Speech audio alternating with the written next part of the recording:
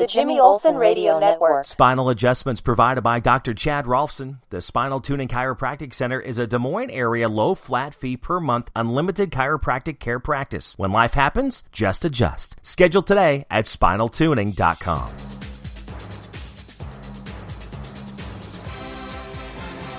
Welcome to the Daily Planet. I'm Jimmy Olsen, and I had so much fun with the 30 interesting Christmas facts that I had to finish them, and we were about halfway through, and I just wanted to kind of move on with them, so hopefully you're going to enjoy these. So as we're making through, this is according to a Good Housekeeping article, 30 interesting Christmas facts to impress your friends and family. And maybe you already knew many of these, and you were able to do the impressing on those Zoom calls this year. But here's what: a majority of Americans celebrate Christmas. It says that it may feel like Christmas is everywhere you turn from October through New Year's, and with the decorations, how they hit stores earlier and earlier every year. But that particularly is because Americans really do jingle bell rock their way through the season. Seriously, that's what it said. Jingle bell rock their way through the season. 90% of us celebrate Christmas. Of course, not all of those celebrate it as a religious holiday, but they do celebrate Christmas. Speaking of the religious side, about half of Americans attend Christmas services. So they go, and I know this year was a little off because of the pandemic, and a lot of them were doing it more virtually rather than in a building. But according to a Pew Research, that they found that fewer people think of Christmas as a religious holiday these days. In fact, 51% of people who celebrate attend church on Christmas, and didn't say what the percentage of those that go on Easter, or just only go on Christmas and Easter. But that was pretty interesting. So it's about only half of Americans really do attend those Christmas services that we hear about every year.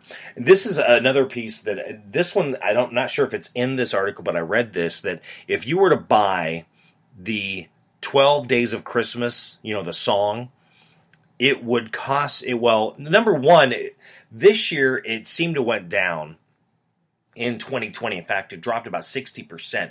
It was only going to cost you about $16,000, roughly just over $16,000 if you were to buy all of them, where last year it was almost $40,000 in the cost of the 12 Days of Christmas song. But that would be 364 gifts if you were to buy all the gifts in the 12 Days of Christmas. But according to the National Retail Federation, this is their 2017 data, average we spend about $1,000 on gifts for the holidays every year, and on average we buy around 6 gifts it's 6 people really is what it is. So there's 6 main people that we buy for on average, where we're spending that $1,000. Okay, we made it to, that was talking about mistletoe not being romantic in Germany. Well, it says that mistletoe is an aphrodisiac, so that holiday flora is an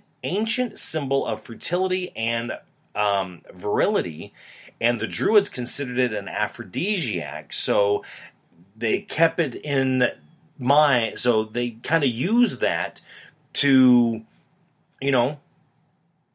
how is that not romantic? I mean, it kind of is.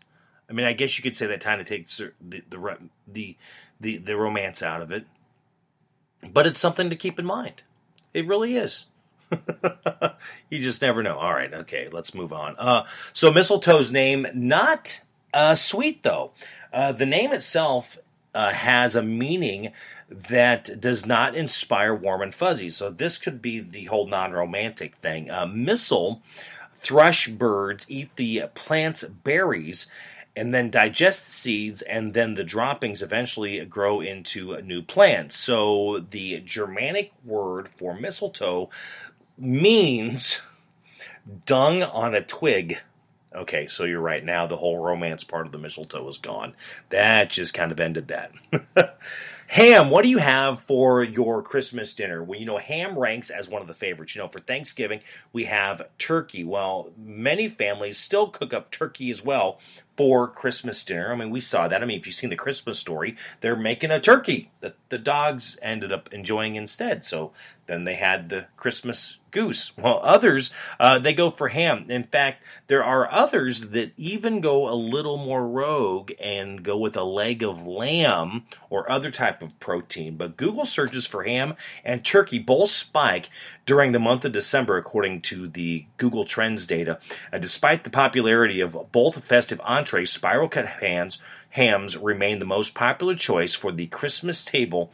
So that means ham is the most favorite for dinner. But not really sure if they're preferring the ham or turkey sandwiches after, Christmas and Thanksgiving. It's really hard to say. So these are those 30 interesting facts, according to Good Housekeeping, that you can actually find the article that I shared on both my Facebook and Twitter that you can find at My Buddy Jimmy. You're listening to the Daily Planet. And here we go. Candy canes originated in Germany. Did you know that?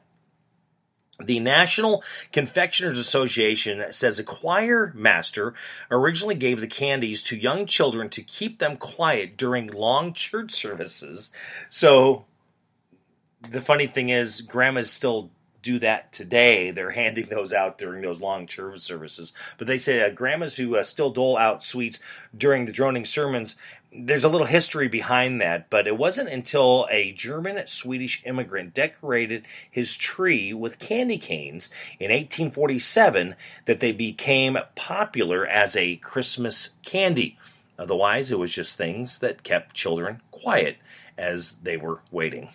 All right, so I always look for that Rockefeller Christmas tree every year, and do you realize that it started small? The first tree at the Rockefeller Center looked more like, this is what they said, it says it looked more like a Charlie Brown Christmas tree than what we are seeing today. Construction workers at the site first placed a small, undecorated tree while working there in 1931. 2 years later, another tree appeared in its place, this time with lights, and of course it grew and grew and grew and grew. Well, now the giant Rockefeller Center tree bears up to 25,000 twinkling lights and is visited by millions of people every year, taking their selfies and taking their pictures and all that.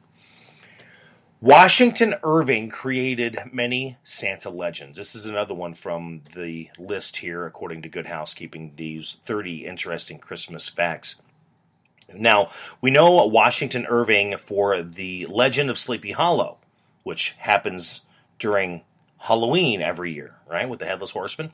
Well, but he also wrote a lot about St. Nicholas. In fact, he bestowed 8 tiny reindeer on the big man. Yeah, he's the one that created the reindeer.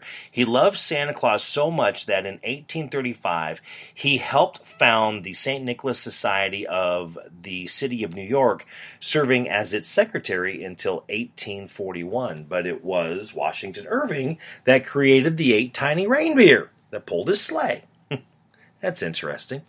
Norway provides the tree for the Trafalgar Square. Londoners, I'm probably saying that completely wrong. I apologize, but Londoners and visitors do not, probably not know the iconic spruce that stretches the sky in their square each year, but few realize that where it comes from. So they see it, kind of like Rockefeller Center. Well, ever since 1947, the people of Norway have gifted the tree to the people of London. They donate the tree in gratitude for Britain's support of Norway during World War II, and that's what they, that's their goodwill toward men, as they do every year. But in Trafalgar Square, that is where they receive the tree from Norway. And the Christmas gift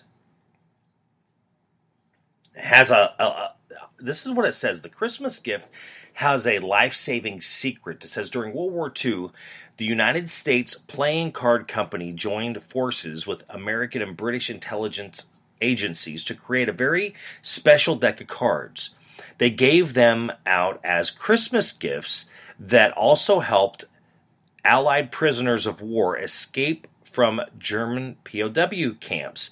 Individual cards peeled apart when moistened to reveal maps of escape routes. So there you go. The Christmas gift has a life-saving secret right there. Well, it says sometimes truth really is stranger than fiction. That can be true. That can be true. All right, so these are those 30 interesting Christmas facts according to Good Housekeeping. Your Christmas tree probably traveled a little bit. Unless you cut it yourself, your fresh Christmas tree probably spent weeks out of the ground before you actually ended up picking that up where you get your live tree. And there's likely no hiking in the woods to get it. They say either 98% of Americans today grow on farms. The 98 of American trees grow on farms, mostly in California, Oregon, Michigan, Washington, Wisconsin, Pennsylvania, North Carolina. And in fact, North Carolina is the country's top Christmas tree producing. Well, those are the top Christmas tree producing states, all of them.